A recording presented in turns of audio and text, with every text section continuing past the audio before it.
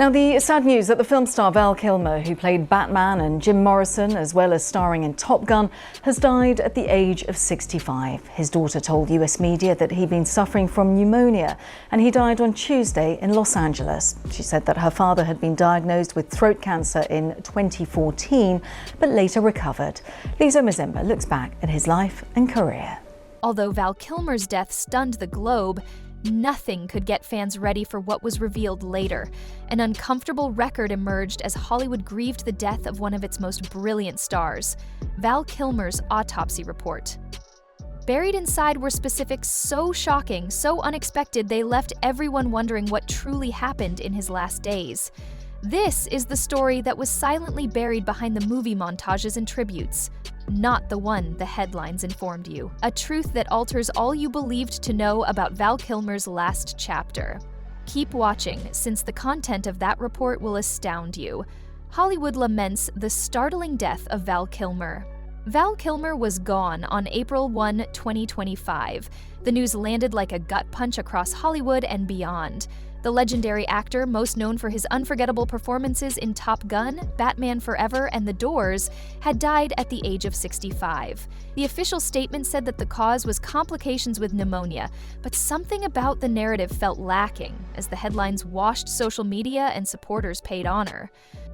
The tributes began to arrive practically right away. Working with Kilmer on Heat, director Michael Mann said he was a brilliant, erratic actor who permanently changed every scene he touched.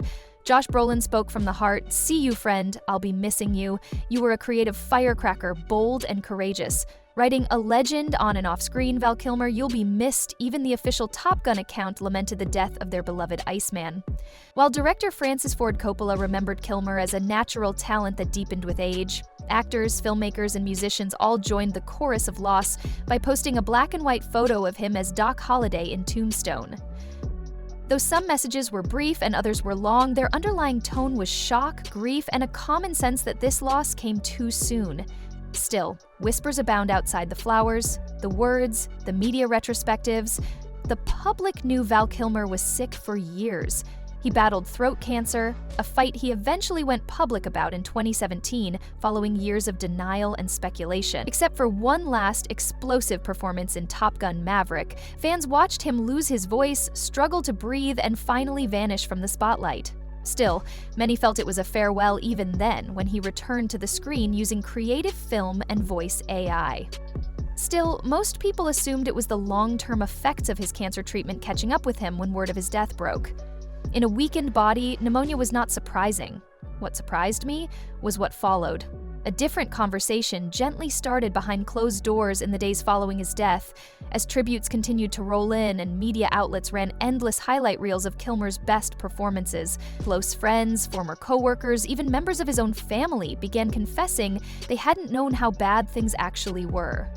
Several alluded to Val Kilmer's increasing withdrawal in the months preceding his death, ignoring calls, declining visitors, turning down offers of assistance, and so on.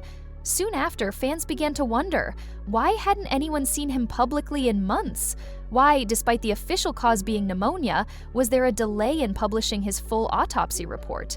Rumors that he had been hospitalized several times in the past year without it ever making the news also begged questions. Initially buried under the avalanche of tributes, some reporters persisted in searching. There were rumors that the autopsy turned up something disturbing, specifics far beyond what anyone could have anticipated, that suggested Kilmer's last chapter might have been even darker than the public ever knew. Though for now the world mourned, fans revisited their beloved Val Kilmer films, and social media feeds were inundated with old interviews, movie clips, and pictures of Kilmer grinning in his prime. Benevolent sense of unease lingered behind the collective loss, though, because the true story, the one buried in the fine print of his last medical report, was still waiting to be revealed behind the headlines.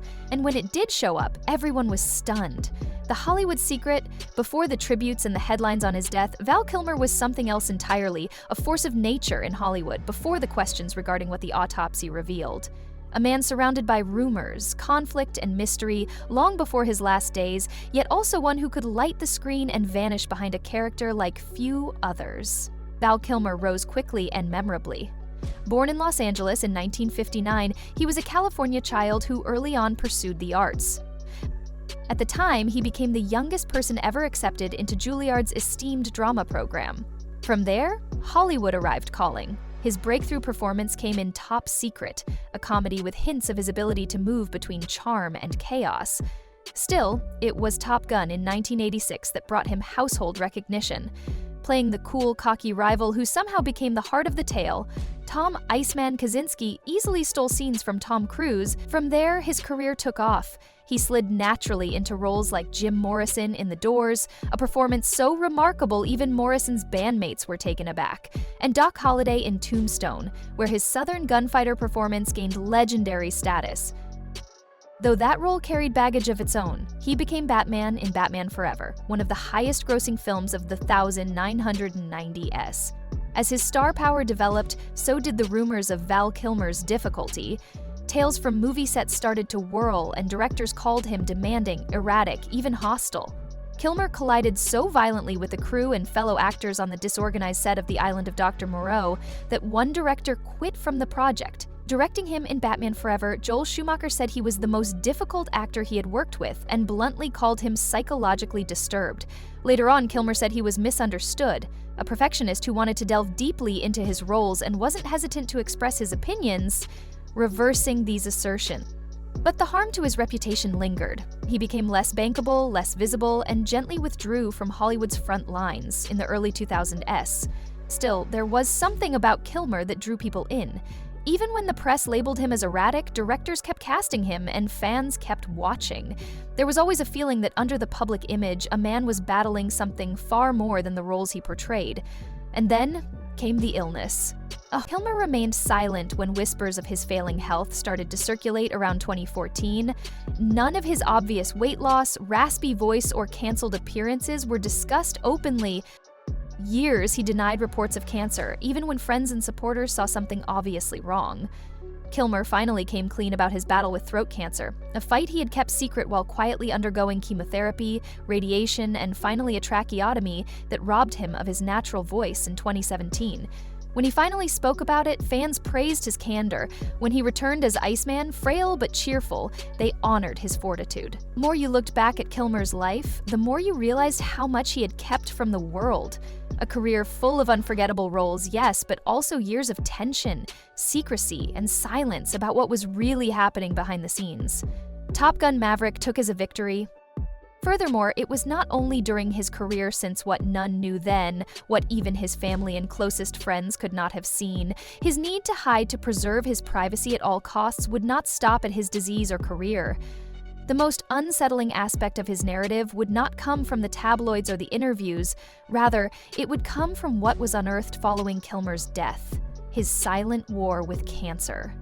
Right to the end, Val Kilmer's public life for years seemed like a highlight reel: red carpets, big-budget movies, and interviews where he showed that trademark smile. But behind the camera flashes and headlines was Kilmer battling a fight he refused to discuss. By the time the world learned, he had already lost practically everything silently. Fans began to notice something different about him around 2014. He seemed thinner and weaker, and his voice sounded rough and hoarse on public appearances. Events were canceled, hospitalization reports surfaced, and there were hazy pictures of him looking frail. Though rumors persisted he was gravely sick, Kilmer insisted he was fine even though he obviously wasn't when the press asked. The truth at last surfaced in 2017. Kilmer confirmed what many had speculated about in an interview with The Hollywood Reporter: he had throat cancer. Over the past 3 years, he underwent tracheotomy that permanently changed his speech ability and radiation chemotherapy. In usual Kilmer style, he minimized it, making jokes about his raspy voice and asserting he was doing great. The truth was more nuanced. The treatments had saved his life, but taken almost everything else. His once dominant voice, that which permeated movies like The Doors and Tombstone, was reduced to a faint, breathy whisper. His health was precarious, his breathing was labored, eating became difficult, he couldn't work the way he used to. For a man who had spent decades in front of the camera, this was a private hell. Kilmer aimed to change the story, not show pity.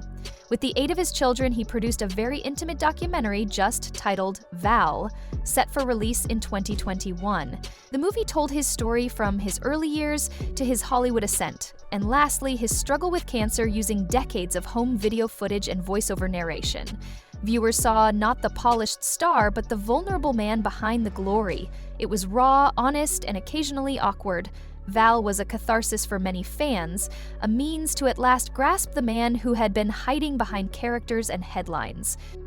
Though Kilmer was honest about his illness by then, there were still aspects of his story he kept to himself. One's friends, family, and even doctors would later admit they didn't completely understand. This was something even the documentary omitted. The headline said he had prevailed in the cancer fight.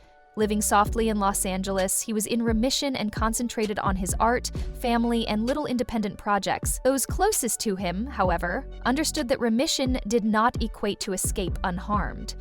Beyond the physical toll, there were hints of something deeper, something emotional. His immune system was weak. He battled with breathing, eating, and speaking every single day, and he was permanently vulnerable from the tracheotomy. Though behind the optimistic headlines about his recovery, his health silently continued to deteriorate. He was not the Val Kilmer people remembered. Even those closest to him admitted by the time his last months arrived that he wasn't reaching out anymore, he wasn't seeking help, and he wasn't letting anyone see how bad it had gotten.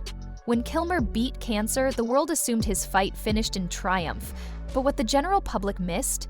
The scars of that battle ran far deeper than anyone knew, and those scars would resurface in the most unexpected, disturbing manner. This even those close to him failed to understand. After he left, his last screen appearance, for those who grew up seeing Val Kilmer rule the big screen, felt like a moment captured in time. Top Gun: Maverick returned. Nearly 4 decades after the first movie made him famous, it was 2022 and he was once more Tom "Iceman" Kazansky, accompanying Tom Cruise's Maverick, but behind the cool facade this time, there was something delicate. Everyone knew Kilmer's voice had been permanently damaged by the time Maverick opened theaters. His fight with throat cancer was no secret now. Many people were unaware of the amount of work required to have him back on screen at all. Cruise, the producer, and Kilmer personally put great effort to make it happen.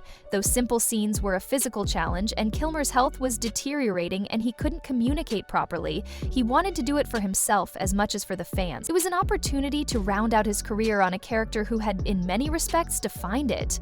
To make Iceman come to life, the directors combined artistic devices. They relied on text messages in the narrative, had Iceman type, and when he spoke, at last, a few basic words, it was brief.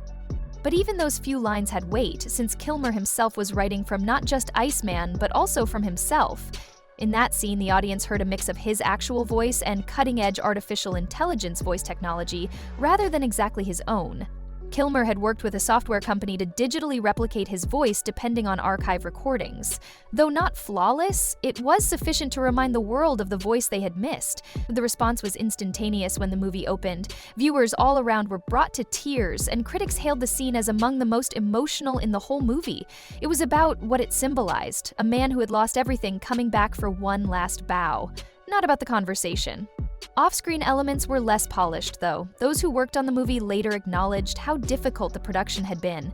Kilmer's health was precarious. Each day on set was difficult. Kilmer would subtly withdraw, tired, when the cameras stopped rolling, carefully staging the scenes to minimize his speaking or movement required. Kilmer made some public appearances and interviews following the film's premiere, but it was evident he was fading from the limelight. Spending most of his time at home, surrounded by his children and close friends, he concentrated on painting and writing. Though most people missed the true meaning behind that Maverick scene, that it wasn't a comeback, fans thought they had seen a triumphant return of a legend. Kilmer's appearance in Maverick was in many respects a well-crafted farewell. He gave the audience closure, but behind the scenes, he was already fading. While supporters celebrated Iceman's comeback, Kilmer quietly vanished from public life once more. His health was failing faster than anyone realized. Though it wasn't the whole narrative, the scene was emotional, strong, and for many, heartbreaking. What no one viewing that movie could have imagined wouldn't play out on the big screen. Months later, in a report nobody was ready to read, it would play out. Personal life unmasked for all the headlines, the box office numbers, and the legendary roles. Family, fame, and isolation. Val Kilmer rarely put his personal life on exhibit. Though the man behind the camera remained a mystery, he spent decades in public view, and as the years went by, that mystery only grew more profound. Like much of Kilmer's career, his love life was a mix of intensity and turbulence. At the height of his growing popularity in 1988, he wed British actress Joanne Whalley he met on the Willow set. Young, gifted, and beautiful, the two seemed like a Hollywood fairy tale. Together, they produced 2 children, Jack, born in 1995, and Mercedes, born in 1991. Behind the scenes, though, the demands of celebrity and personal hardships paid their toll.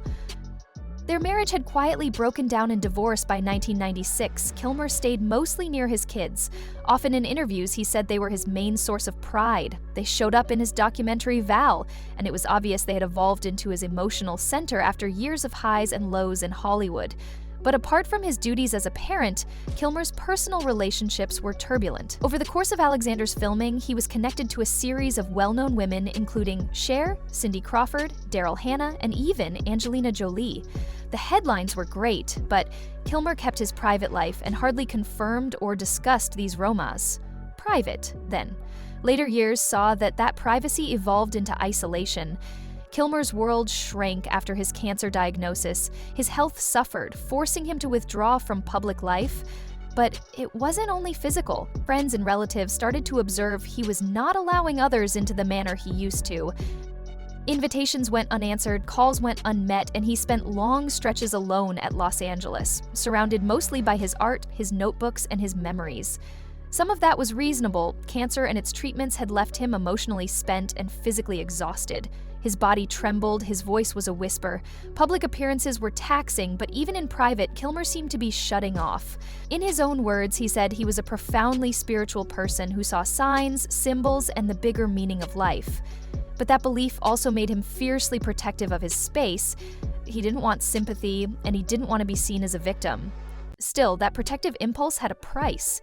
Friends later said Kilmer avoided events and became more difficult to contact during his last year of life. He wasn't responding to messages. Even some family members claimed they hadn't seen him in months prior to his passing.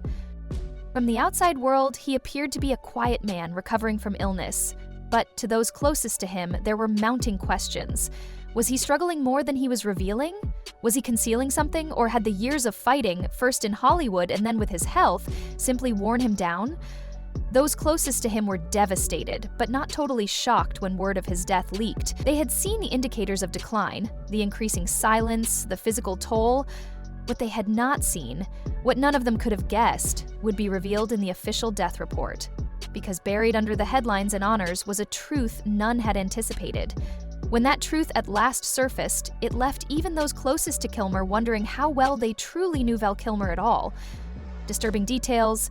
This truth presented a far more unsettling picture of Kilmer's last months.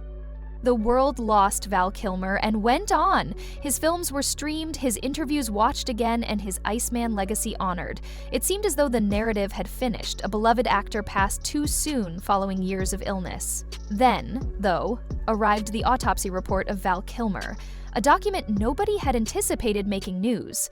First glance confirmed what everyone already knew: pneumonia complications in an already fragile body. But buried deeper in the report were specifics that presented a far more disturbing picture. Shock came from everything else, not from the cause of death. The coroner's report noted obvious signs of extreme malnutrition in Kilmer's last months. His weight had dropped far below what was regarded as healthy for his height and age, and muscle wasting was obvious, something doctors said are typical of terminal diseases, but in this case, unusually advanced. It begged an awkward issue. Had he stopped eating? Had he turned away? But that was not all. There were also references to several untreated infections, minor at first, but neglected long enough to further tax his compromised immune system. The report claims that had these infections been discovered earlier, they could have been readily treated. It seemed Kilmer either had not told anyone or notice. More worrisome were the notes on incomplete healing of chronic surgical wounds, some related to past cancer operations. There were indicators of continuous physical tension and neglect. According to the report, he had been declining medical treatment and choosing to stay at home, despite obvious need for assistance, in the months before his death. And then, the toxicology findings came in. Although there was no evidence of illegal narcotics or overdose, the report verified high levels of prescription painkillers in his system. Not enough to kill him, but enough to indicate he would have been living in considerable unmanaged pain. Although the report's official language was clinical and cold, the message was clear. Val Kilmer had been subtly declining physically and psychologically for far longer than anyone around him knew. He had not just died from pneumonia. Everywhere heard the same phrase when the specifics made news. Disturbing elements in Val Kilmer's autopsy report were not overdone. The true shock was not his death. Rather, it was the extent he had suffered in silence. The amount he had kept from everyone, including his friends, his family. Kilmer seemed to have spent his last months exactly as he had lived most of his life, safeguarding his privacy at all costs, so shielding the planet from his suffering even as it was eating him alive. Ultimately, the autopsy revealed more than just a cause of death. It exposed the weight of what he carried alone, the unspoken struggles, the neglected wounds, and the quiet descent no one saw approaching. And that's the component of Val Kilmer's narrative that nobody will ever forget. Pride, privacy, or something much deeper? What, in your opinion, drives someone to hide their suffering so brilliantly that even those closest to them cannot see it?